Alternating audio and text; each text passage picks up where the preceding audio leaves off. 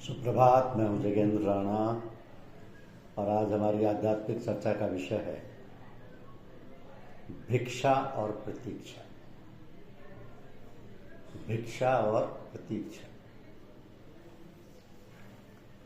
देखिए, वासना के दो ही मुख्य साधन हैं, भिक्षा और प्रतीक्षा। प्रतीक्षा के अर्थ इंतजार करने के, भीख मांगो और जब तक न मिले द्वारे पर खड़े इंतजार करते हो। इनसे भी उपासना पूर्ण मिलती है। भिक्षा किस वस्तु की? संसारी पदार्थों की नहीं, परलोक के सुख की नहीं, मोक्ष की नहीं, दर्शन की, केवल दर्शन की। कहो प्रभु, मैं तेरे चंद्रमुख की एक झलक देखना चाहता हूँ और कुछ नहीं चाहिए। पर्दा उठा के मुखड़ा दिखाइए और मेरे तड़पते हृदय को शांत कीजिए। मैं ऐसी लालसा को लिए हुए इतनी दूर से आया हूँ, द्वार पर पड़ा हूँ, मेरे ऊपर दया कीजिए। आप जानते होंगे कि मामूली संसारी बड़े आदमियों से मिलने, उनके पास तक पहुँचने में कितनी दिक्कतें होती हैं, कितना समय बर्बाद होता है। मिलने के लिए आने वाले लोग कई कई दिन तक दरवाजे पर हाजिर रहते हैं, फिर भी कभी कभी इनकार हो जाती है। तो इतना बड़ा महाराजा धीराज, त्रिलोक का अधीश्वर, सहज ही कैसे आपको मिल जाएगा? वर्षों गुजर जाते हैं, जीवन समाप्त हो जाते हैं, बड़ी कोशिशें करनी पड़ती हैं, तब कई मुलाकातियों की फहरिस्त में नाम दर्ज हो पाता है, उनके पास तक हमारा नाम पहुंचता है। तो इतना हो जाने पर एक मरला तो यह तय हो जाता है कि भक्तों के रिश्ते में नाम आ गया, आगे मालिक का अख्तियार है। दया हो जाए तो हाल ही बुला ले और मौज ना हो तो सैकड़ों वर्षों तक भी खबर ना हो। ये सब उनकी कृपा पर अवलंबित है। न इसमें जब काम देता है, न तब से कुछ होता है। हाँ, दरबारी संतों की सिफारिश से कुछ काम जल्द निकल जाता है, परंतु फिर भी सब हैं इसके अधिकार, इसी के अधिकार में। कोई उनसे ऊपर नहीं, कोई कहने वाला नहीं, कोई सुनने वाला नहीं, जो कुछ है खुद ही है। भला ऐसा के लिए कोई तरकीब काम दे सकती है सिवाय इसके कि दया की भीख मांगते रहो, जब तक ना मिले तब तक खड़े खड़े इंतजार करते रहो। इसलिए उपासना में ये दो साधन, भिक्षा और प्रतीक्षा, ही मुख्य माने जाते हैं। इसलिए कहा गया है कि द्वार धनी के पड़ा रहे, ढका धनी के खाए। कबहु जो धनी निवाहि दे, द्वार छोड़ने में। उपासना के कुछ विघ्न भी होते हैं, धक्के दिए जाते हैं, किसी दूसरी वस्तु का लालच दे के जाने को कहा जाता है, परेशान किया जाता है, दूसरे अवसर पर न आने के लिए बहकाया जाता है। पर जो भिखारी इनकी ओर ना देखते हुए अपनी धारणा का पक्का होता है, जिससे अपनी इज्जत और तकलीफ का ख्याल नहीं, वही कामयाब होता है। सोचो तो कि भिक्षा मांगने वाले का आदर और सम्मान किसने किया है? उसे तो धुतकारी मिलती है ना। जहाँ जाता है फटकारा ही जाता है, कभी कभी ढकाई के दूर हटा दिया जाता है, कभी कोई दूसरी चीज दे के पीछे छुड़ाया जाता है। तो ये सब तुम्हें भी पेश आएंगे, पर उसकी परवाह मत करो, ना वहां से हटना। जब तक तुम्हारी इच्छित वस्तु ना मिल जाए तब तक सत्याग्रह करते ही रहना और अपनी रटन लगाए चले जाना, चाहे कुछ भी क्यों ना हो। यही दर्शन मिलने की कुंजी है। संत सहजोबाई कहती हैं कि बड़ा न जानने पाए है साहिब के दरबार, बड़ा न जाने पाए है साहब के दरबार, द्वारे ही से लागी है सहजो मोटी मार। देखो, अहंकार त्याग के और छोटे बन के जाना, लगन के पक्के होके जाना और निष्काम होके जाना, वरना काम नहीं बनेगा। जो अकड़ के जाता है, आदर और मान चाहता है, उसे भीख नहीं मिलती। जिसकी चाहना और लगन पक्की नहीं होती, वो बीच में ही मारा जाता है। और जो इसके साथ दूसरे किसी पदार्थ के पाने की भी लालसा रखता है, उस पर भी कृपा नहीं होती। तो एक ही लक्ष्य हो अपने कार्य की सिद्धि के लिए, जो सुख दुख मान प्रतिष्ठा और जीवन की परवाह नहीं रखता उसे दर्शन मिलता है। उपनिषदों की एक कथा है, ऋषि पुत्र नचिकेता। तो एक बार अपने पिता की आज्ञा से भगवान यमराज से मिलने उनके देश में पहुंचा।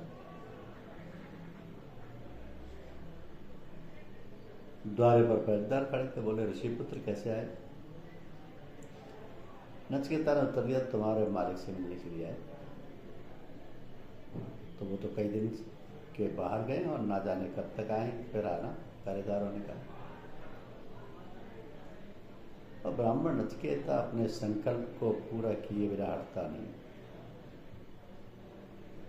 लोगों का जीवन तपो में होता, हमें कष्टों की परवाह नहीं होती, चाहे कितना ही समय क्यों ना लगे, कितना ही विघ्न क्यों ना है, बिना उद्देश्य की पूर्ति के हम यहाँ से हटेंगे नहीं। नचिकेता ने कहा। पहरेदार चुप हो गए। नचिकेता ने एक किनारे आसन जमा लिया। दिन गुजर गया, रात व्यतीत हो गई। उस बालक ने ना तो कुछ खाया पिया और ना वहां से उठा। एक सिपाही ने दौड़ के माता यमराज्ञी को सूचना दी। उन्होंने भोजन का थाल सजा के भेजा, भिक्षा लेने की विनती की, पर नचिकेता ने उसे ग्रहण नहीं किया। हाथ जोड़ के बोला, मातेश्वरी जब तक भगवान के दर्शन नहीं हो जाएंगे तब तक अन्न जल नहीं खाऊंगा और ना यहाँ से टल के किसी स्थान को जाऊंगा। आप मेरी चिठाई क्षमा करें, ऐसा मैंने प्रण कर लिया, कृपया आप उसे आप तोड़ें नहीं। देवी यमराज्ञी चुप हो गई। 3 दिन निराहार निर्जल उपवास में बीते। चौथे दिन यमराज्ञी आ गए। घर में घुसते ही यमराज्ञी ने कहा, कपड़े पीछे उतारना, पहले बाहर जाके देखो। एक ब्राह्मण पुत्र 3 दिन से तुम्हारे मिलने की लालसा में भूखा प्यासा पड़ा है। भूखा अतिथि द्वारे पर पड़ा रहे एक गृहस्थ के लिए महाअपराध। हम लोगों ने बहुत चाहा परंतु वो किसी तरह राजी नहीं हुआ। यमराज नचिकेता के समीप पहुंचे, खाने का कारण पूछा। जब सारा वृत्तांत सुन चुके थे, बोले पुत्र तू 3 दिन तक मेरे द्वारे पर भूखा रहा है, इसके बदले में 3 वरदान मैं तुझे देना चाहता हूँ। प्रथम भोजन कर ताकि बुद्धि ठीक हो जाए, पीछे सोच के फुर्सत में मुझसे कहना। ये कह के यमराज अंदर चले गए और नचिकेता भी नित्य कर्म से निवृत्त हो भोजन करने लगा। उन दोनों की गोष्ठी हुई। नचिकेता बोला, भगवान यदि आपकी आज्ञा है तो प्रथम बार मैं ये मांगता हूं कि मेरे गुरु महर्षि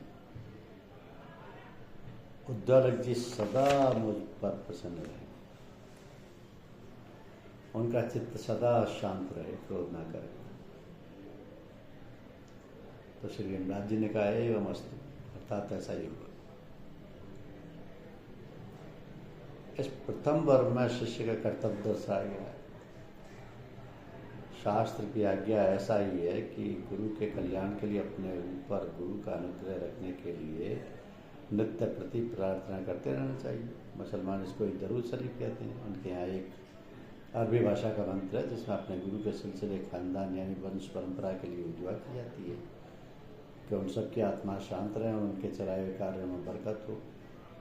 इसके बार बार पढ़ने का बहुत स्वभाव यानी पुण्य माना गया है। हिंदू शास्त्र से भी आगे गया है। वह कहता है कि गुरु के प्रति खाली प्रार्थना नहीं बल्कि शिष्य को तो ये चाहिए कि जो कुछ भी भजन पूजन तप दान इत्यादि शुभ कर्म वह करे उसका फल नित्य प्रति गुरु के अर्पण करता चले। ऐसा करते रहने से जहाँ गुरु व ईश्वर को वो कृपा भाजन बनेगा वहाँ त्याग करने की आदत भी पड़ेगी।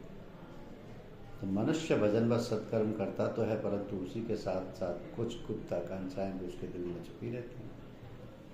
पर लोक और परलोक अथवा मोक्ष का ऐसे साधन मानता और समझता है कि इन कर्मों के द्वारा अवश्य ही मैं सदगति को प्राप्त होऊंगा। ये मेरी कमाई अवश्य ही मेरे लिए गाड़ी से मैं काम आएगी। तो ऐसी स्वार्थ बुद्धि वाला शिष्य आत्मसमर्पण नहीं कर सकता, अपने सूक्ष्म अहम को नहीं छोड़ सकता। कर्म का फल समर्पण कर देने से अपने पास कुछ रहा ही नहीं, फिर गर्व और भरोसा किसका करेगा। तो कमाया हुआ द्रव्य तो दूसरे को दे डाला, अब अकड़ किस पर आएगी। इसलिए बताया गया है कि अहंकार तोड़ने के लिए, अपने अंदर त्याग और निष्कामता लाने के लिए और आत्मसमर्पण की व्यवस्था, उस आत्मसमर्पण की अवस्था अपने अंदर उत्पन्न करने के लिए कर्म फल का समर्पण कर देने से शिष्य का अति शीघ्र कल्याण होता है। गुरु भी पिता होते हैं। जो बेटा कमाई करके बाप के सुपुर्द कर दे, क्या उसका बाप उसे किसी दशा में भी दुखी देख सकेगा? और क्या वह उसका कमाया हुआ धन और अपनी पूंजी समय पर उसके लिए निछावर नहीं कर देगा? यही गुरु करता है।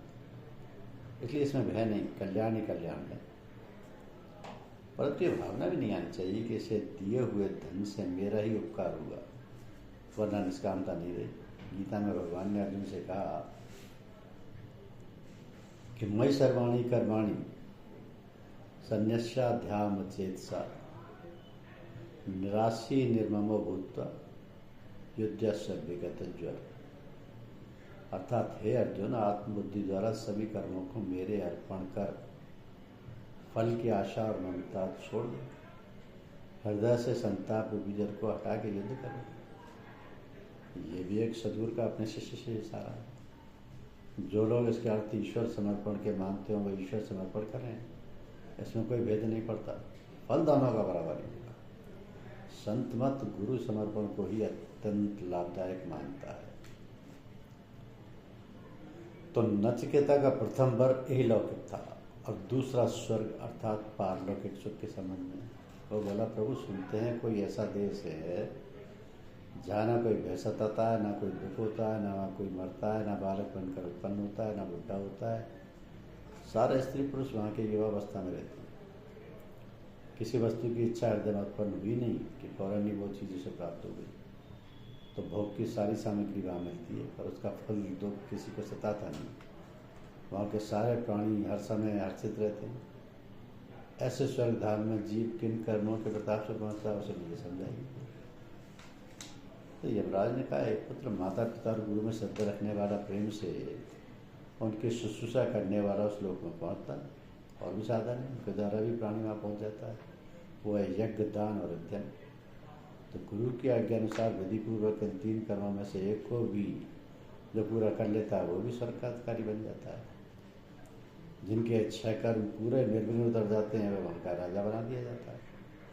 स्वर्ग के प्राणी देव कहलाते हैं। कामनाओं के वशीभूत तो ये सब भोगविलास में लिप्त रहते हैं और समय समाप्त आने पर पृथ्वी पर गिरा दिए जाते हैं। यहाँ आके वो फिर जन्म मरण के चक्कर में पड़ जाते हैं। ये तुम्हारे दूसरे प्रश्न का उत्तर है। अब तीसरा कहो। नचिकेता बोला कि हे भगवान, स्वर्ग जिन काम और कर्मों से प्राप्त होता है वो मैंने समझ लीजिए। सकाम कर्म मनुष्य को स्वर्ग ले जाते हैं। अब तीसरा प्रश्न मेरा ये है कि आत्मा क्या वस्तु है और उसके साक्षात्कार किन उपायों में से होता है। कोई कहते हैं शरीर की मृत्यु के साथ आत्मा ही मर जाती है, कोई कहते हैं कि वह अजर अमर है। कृपया ही समझाइए। कोई आत्मा से भिन्न परमात्मा ही मानते हैं। वो कहाँ रहता है और क्या करता है इसे भी बताइए, क्योंकि आपसे श्रेष्ठ दूसरा इस विषय का दर्शाने वाला और कहाँ मिलेगा। तो नचिकेता के प्रश्न पर यमराज एकदम चौंक पड़े। बोले, नचिकेता ये तो अत्यंत गूढ़ विषय है, तेरी समझ में नहीं आ सकता। एक बार देवताओं ने भी ये शंका मुझसे की थी, मैंने बहुत समझाया पर उनकी बुद्धि वहाँ तक नहीं पहुँच सकी। तेरी क्या सामर्थ्य है, इसलिए इसे छोड़ दे और कोई दूसरा वरना नहीं। नचिकेता ने बोला, ना महाराज, मेरा तो यही प्रश्न है।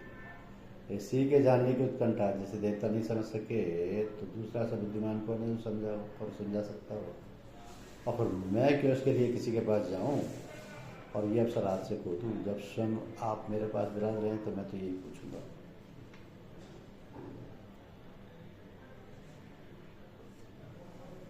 तो बोले, नचिकेता ये एक और ये माया का रचा हुआ जगत है और दूसरी ओर शांति स्वरूप कल्याणमयी आत्मा है। इन दोनों के बीच में मनुष्य का स्थान है। दोनों ओर को वहाँ से रास्ता गया है। यह मनुष्य का अधिकार है कि उन दोनों में से किसी एक को पकड़ के चले। तो जिधर को चलेगा वहीं पहुँचेगा। जिसके लिए चलेगा वह वस्तु से मिलेगी। इन दोनों मार्गों को प्रेय और श्रेय कहते हैं। प्रेय दुनिया की ओर लाता है, श्रेय आत्मा की ओर जाता है। मूर्ख अविवेकी प्रेय के लोभायमान दृश्य देखकर उधर कोई लुढ़क पड़ता है। आगे कष्ट पर कष्ट झेलता हुआ और यम के पास में फंस नरक भोगता है। आत्मा का रास्ता श्रेय कुछ कटीला और खुश्क है, परंतु आगे आनंद आनंद। तो हे पुत्र, लौकिक वस्तुएं सारी ही नाशवान है, लोक और विलोक की इच्छा त्यागने पर आत्मा मिलती है। सब आत्मा की ओर कोई बढ़ने का इरादा करता है तो माया उसे हर प्रकार से रोकने का प्रयत्न करती है। किसी को धन वैभव मान प्रतिष्ठा में फांसती है, किसी को दुख दर्द शारीरिक और मानसिक कष्ट में डालती है, किसी को विभूतियाँ दे पीछे को लौटा देती है। ये सब आत्मा तक नहीं पहुँच सकते। जो वीर सब कर्तव्य बुद्धि से कर्म करता हुआ, फल की आशा त्यागे हुए, सुख दुख की परवाह न रखता हुआ अपने पद पर चला जाता है, उसे ही उसकी समीपता मिल पाती है। तू मेरे दिए हुए पदार्थों के प्रलोभन में नहीं फंसा, इसलिए तुझे अधिकारी समझती।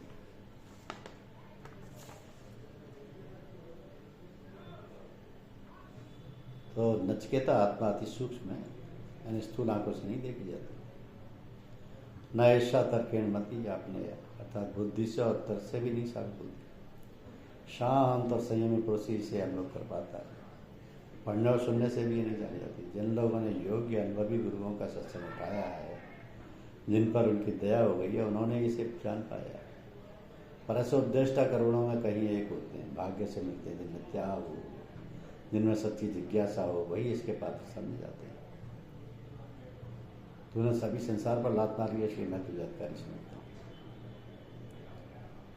आत्मा छोटे से छोटा और बड़े से बड़ा है। वो प्राणी की हृदय गुहा में निवास करता है। जो अपनी सारी कामनाओं को त्याग के मनुष्य उसकी ओर बढ़ता है, तब दया करके स्वयं ही अपना परिचय देता है, अपना पट खोल के सम्मुख आ जाता है। कोई उपाय उसके दर्शन का नहीं। धन्यवाद।